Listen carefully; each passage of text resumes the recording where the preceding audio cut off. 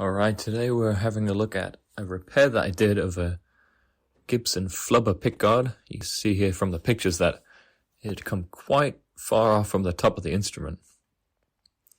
So you're going to need a hairdryer to warm up the leftover glue underneath that hasn't quite come undone yet. Here you can see I am using the hairdryer to gently warm up the glue, and then I'm going to mark the position on the instrument before it moves around. And notice I put the sound hole mute in there to protect too much hot air from going inside the instrument. Obviously, hot, warm air is dry, and dry is bad for the inside of your guitar. So, do take breaks, spread out the heat, and only use it where you need to soften up the glue. You don't want to melt anything, you're just softening it so you can peel it back here. See, I'm applying pressure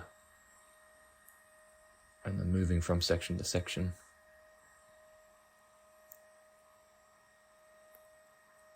You want it to melt so that when you pull it off, not too much is left behind on the guitar. You see there's a little bit there that has been left. That's okay, we can take care of that later. This middle bit will be the difficult part.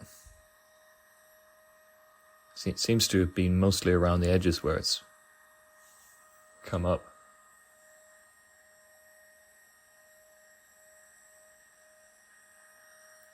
There comes a point where you can feel it starting to release. You don't want to pull too hard, you still have to just be patient and let the glue warm. It's quite a thick pickguard, so it takes a while for the heat to go through it and to the bottom.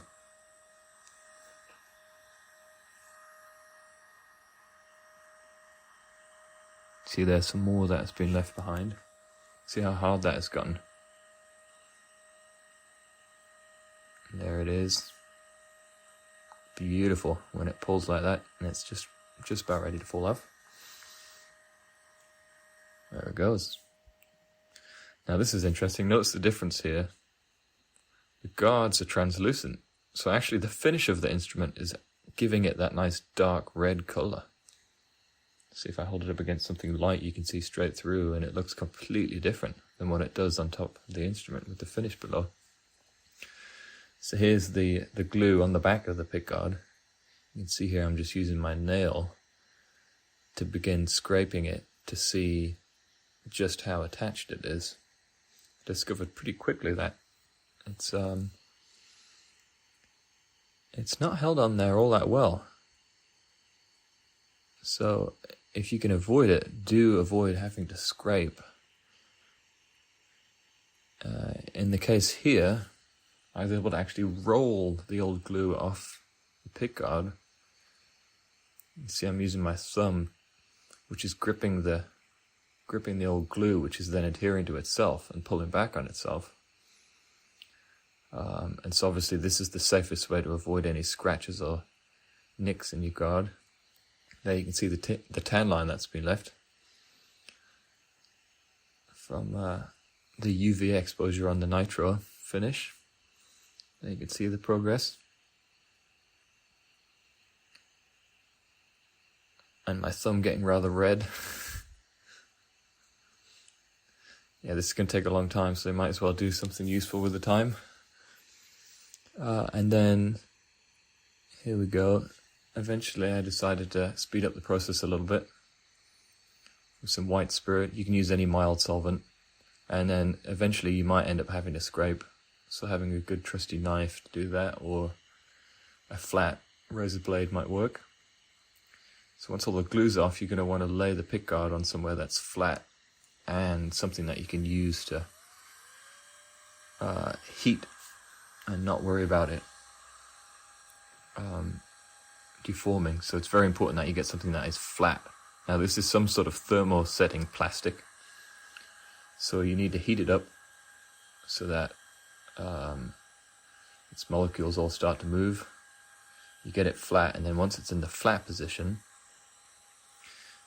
you put some weight on it, and the weight, once it's cooled down, then all those molecules, once they've latched back onto each other, it'll set back in that position. So that's taking me back to my school days. Chemistry. Came in handy for something, I suppose.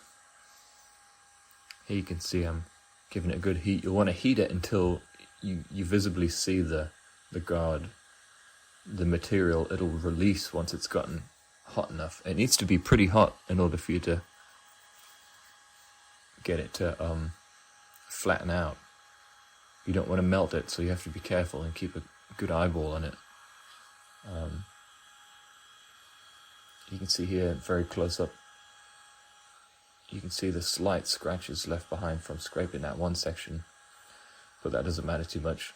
I actually did notice there were straight lines across the whole guard, so presumably at Gibson they actually score it before putting the glue on. So you can see here I'm turning it over, feeling it, it feels warm. You can see there's still some good bends in it. And so what I did after this step is I actually put a big heavy flat book, in my case here it was a Bible, on top of this, and then put a nice load of heavy things on top of that, like a suitcase and some other things like my desk lamp, just to ensure that it was really pressured flat. And you can see just how long this takes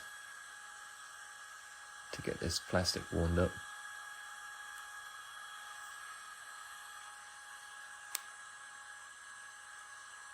Yeah, beautiful guards. And obviously these flubber guards are much better in the long run in terms of the artwork doesn't come off. Some of the other ones, the paint comes off. See, here's the guitar without the guard. That's the guitar pickguard as it's been flattened out. Now here's where the 3M tape film comes in. You want to make sure that you buy a big enough bit. An A4 piece should work, and here I have some pins that I used to pop a tiny hole. Here you can see that I have the strings capoed so that I can put those back on easily and not have to worry about messing up the locking at the top. And I've also added a hinge so that the guard lays flat, and then rolled it with a piece of tape. So yeah, if you thought this video was useful and helpful, please give this a like and stay tuned for the next one.